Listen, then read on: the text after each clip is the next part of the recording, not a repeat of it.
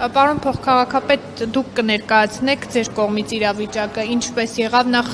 ձեր կողմից էլ լսեցինք, դուրս արի հեսա կասեմ, արա ձենդ իջացրու, այս ինչ մշակույթ եք բերում։ Մենք չենք բերում այս մշակույթը, այս մշակույթը բերում է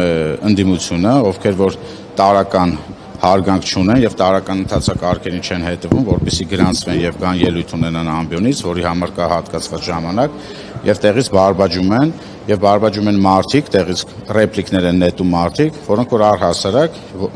իրավունք չունեն, հեսա ես կմարապարզաբանեմ ինչու, ինչից որ սկսվեց, ես հատուկ ուշադրություն դարձրեցի, որ Մայր Հայաստան կամ Բարգավաճ Հայաստանի ցուցակի, չգիտեմ որ երրորդ համարը, որ նաև հանդիսանում է հավաքանու անդամ Երևանի, ես իրեն հորդորեցի, որպեսզի ինքը ավելի շատ մտածի այն մասին, թե իրենց լիդերը եւ իրենց երկրորդ համարը մեղադրվում է պետական դավաճանության մեջ, եւ ես իր փոխարեն որ լինեի, թե իմ լիդերը մեղադրվել նման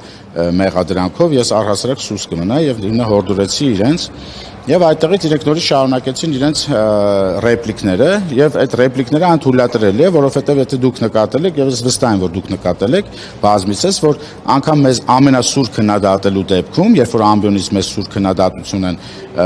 հնչեցնում կամ վիրավորանքին մոտ նախադասություններ մենք լուրջ լսում ենք, այնուհետև ամբիոնից պատասխանում ենք, բայց իրենց մոտ մի սովորույթ կա, որտեղ որ հենց որևէ մեկը իրենց հասցեին, որևէ փոքր ինչ քննադատություն իրենք տեղից սկսում են գորգռալ եւ փորձում են լռեցնել բանախոսին, ով որ ելույթ ունի, եւ դա թույլ չեմ տալու ես որպես նիստ վարող, եւ մենք առհասարակ դա թույլ չենք տալու։ Այս թույլ չտալու տարբերակը կռիվն է։ Ես իրեն հորդորեցի, ինքը նորից տեղից սկսեց այլ ռեպլիկներ անել եւ ես իրեն դուրս հրավիրեցի։ Ասացի որ դուրս արի, այո, դուրս արի։ Ասեմ, ինչ պետք է։ Դուրս կգար կասեի կտեսնեք, դուրս կգար կասեի կտեսնեք։ Դե հիմա տեղի ունեցավ այն ինչ տեղի ունեցավ, որի համար ես ներողություն եմ խնդրում ուղիղ եթերով հետևող մեր բոլոր քաղաքացիներին։ Անկամ պարոն Ավինյանը եկավ փորձեց բաժանել, բայց չկարողացավ ըստեյության։ Դե հիմա երբ որ կրքերը բորբոքվում են, հարգելի գործընկերներ, հարգելի լրագրողներ, գիտեք որ մի փոքր անկառավարելի վիճակ է ստեղծվում, բայց փառք Աստծո վիճակին ինչ որ մի պահի սկսած կառավարելի դարձավ։ Բայց պետերն էլ էին խառնվել մասնակցում, դա նորմալ է, պարոն Փամբուխյան։ Այստեղ էին անվտանգության աշխատակիցները նույնպես եկան, որպեսզի հանդարտեցնեն իրավիճակը, վարչության պետերը նույնպես մարդիկ են, որոնց հասցեն նույնպես հնչում են որոշակի վիրավորանքներ եւ նրանք էլ իրենց նյարդերը տեղի տվեցին, ինչը որ գուցե լավ չի, այո, ես համարում եմ որ բռնությունը լավ չի, բայց ամեն դեպքում մարդկային իրավիճակը, երբ որ մարդուն վիրավորում են, իր նյարդերը տեղի է տալիս եւ դառնում է ստանում ենք այն, ինչ ստանում ենք։ Քաղաքապետ, դուք ասացիք, եթե ձեր քաղաքական լիդերին մեղադրեին պետական դավաճանության մեջ, դուք կլռեք։ Հիմա եթե օրերից մի օր իշխանափոխություն տեղի ունենա եւ օրվա իշխանությունը ձեր թիմի լիդերին պետական դավաճանության մեջ մեղադրի, շարունակելու եք լռել, թե փորձելու եք օրինակ պաշտպանել ձեզ։ Ուրեմն տեսեք ինչ է, եթե դուք համարում եք, որ իշխանությունն է որևէ մեկին մեղադրանք առաջադրելու, դա արդեն ապօրինի է, այդ տվյալ մեղադրանքը տվյալ անձի ոչ թե իշխանությունն է մեղադրել, այլ իրավապահ համակարգն է մեղադրել, եւ իմ լիդերը եւ մեր լիդերը առհասարակ որևէ աղերս չունի պետական դավաճանության, դա այդպես որ այդ մասից բացառում են, որ օրերից մի օր նման բան տեղի կունենա։ Մոռացել եք, որ Նիկոլ Փաշինյանը անոնսեց հենց Անդրանիկ Թևանյանին ձերբակալելու իրավապահների գործողությունների նախընտրական քարոզարշավի վերջին օրերն էին։ Գիտեք ինչ, այս մանիպուլատիվ հարցերը, այսինքն ինքը որպես երկրի վարչապետ տեղակ է եղել նման քրեական գործ կա եւ շուտով իրավապահ համակարգը նման մեղադրանք է առաջադրելու եւ նա ընդհանրապես հանրության հետ կիսվել, այսինքն քաղաքական կառավարության կաբինետներում չի գրվել այդ գործը, այդ գործը կա եղել է իրավապահ համակարգի ուշադրության կենտրոնում եւ կհետևեն կտեսնենք ինչ զարգացումներ կունենա։ Պարոն Փամբուխյան, առաջին դեպքը չէր, երբ որ նիստերի դահլիճում իրավիճակը լարվում է, ձեռնամարջ, շիշնետոցի, ապտակներ, այսօր նաեւ տեսանք, որ ավականու անդամներ Անի Խաչատրյանի եւ Աննա Ավետիսյանի միջև թեթևը որն է իրար խփեցին, ջուր լցրին, շիշնետեցին։ Ի վերջո ինչու չի ստացվում նորմալ մարդկանց պես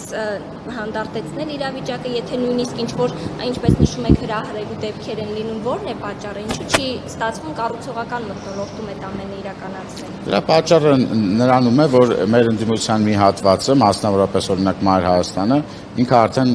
այսպես կոչված ոչ լեգիտիմ ներկայացուցիչ է Երևանի ավականում եւ իրենք չհանդուրժելով, չհամակերպվելով իրենց պարտության հետ եւ ժողովրդի հաղթանակի հետ, իրենք փորձում են որոշակի մանիպուլատիվ գործողություններ իրականացնել, որպեսզի սրեն իրավիճակը կամ նորից եմ կրկնում, փորձեն լրացնել այս կամ այն ելույթ ունեցող ավականու անդամին։ Սա է, իսկ եթե դուք նկատել եք, մենք շատ կոնստրուկտիվ, շատ նորմալ քննարկումներ գնում էր, այսինքն շատ քաղաքակիրթ, քաղաքական բառապաշարով ընթանում էր նիստը, մինչ իրենք չսկսեցին իրենց տեղից ամեն մի ելույթ ունեցողի ամեն մի բառից հետո որոշակի կոմենտ, ռեպլիկ եւ վիրավորական կամ հեգնական արտահայտություններ, եւ սա առաջին դեպքը չէ։ Իդեպ կրկնեմ, որ մենք բազմիցս ներկա ենք եղել նմանատիպ դեպքերի, երբ որ իրենք իրենց տեղից եւ դուք ես վստահ եմ, որ դուք տեսել եք դա, դուք գիտեք։ Հիմա ինձ հարցնում եք, բայց ես վստահ եմ, որ դուք տեսել եք, գիտեք, որ